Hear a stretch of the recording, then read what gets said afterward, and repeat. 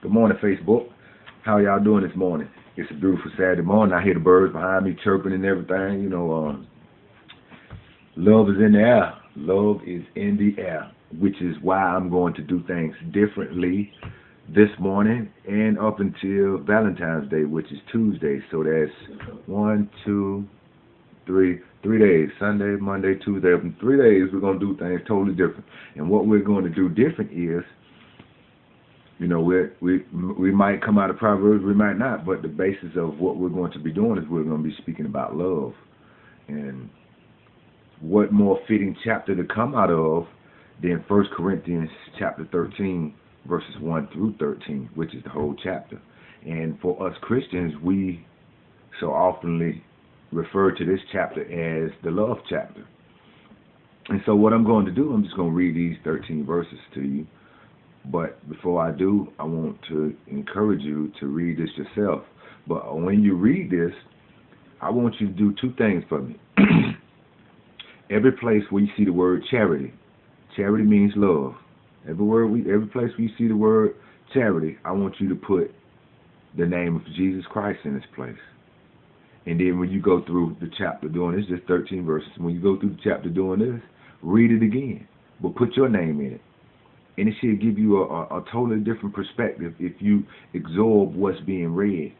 If you really soak in every bit of information that's being read into your life and incorporate into your life, to give you a totally different perspective on what love really is. Excuse me, I can get the itching sometimes. But we're gonna jump right in it. Excuse me. 1 Corinthians chapter 13, verse 1. Though I speak with tongues of men and of angels, and have not charity, I am become as a sounding brass or a tinkling cymbal. And though I have the gift of prophecy and understand all mysteries and all knowledge, and though I have all faith, so that I could remove mountains, and have not charity, I am nothing. And though I bestow all my goods to feed the poor, and though I give my body to be burned, and have not charity, it profits me nothing. Charity suffers long, and is kind. Charity envies not.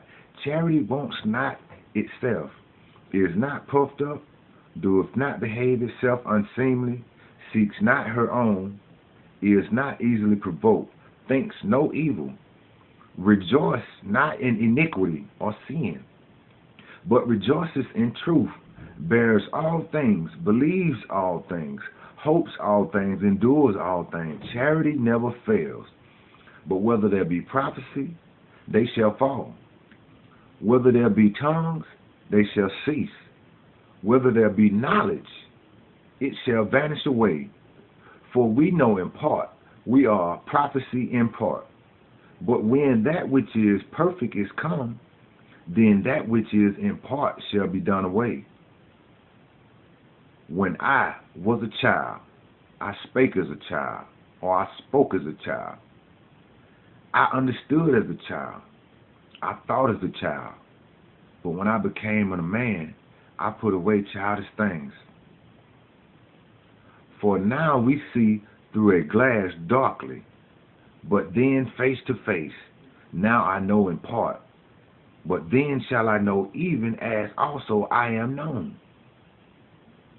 And now abides faith, hope, charity, these three, but the greatest of these is charity. The greatest of these is love. Y'all read this. It's just a little short chapter, but if you really take the time and you you utilize the meaning of each word, so if you don't understand a word, it ain't gonna take you 5 minutes to look it up, y'all. It won't take you 5 minutes, but it'll help you build up a better relationship with your God, in which what you're trying to study, it will help you grow more, because I've learned over life, that nothing gotten easy is really worth it. It's not. So anything you want to work for it. So work for this, y'all. You'll love it, because when you find out new things on your own, it really just boosts your confidence up, that lets you know that you can do it. You know, I know you need help on most things in life, but some things you ought to be able to do for yourself. You know, some things you ought to be do for yourself. You know, we go to church to get somebody to teach us the word, but once we get them to teach the word, it's our responsibility to go back and search these scriptures to make sure they're correct.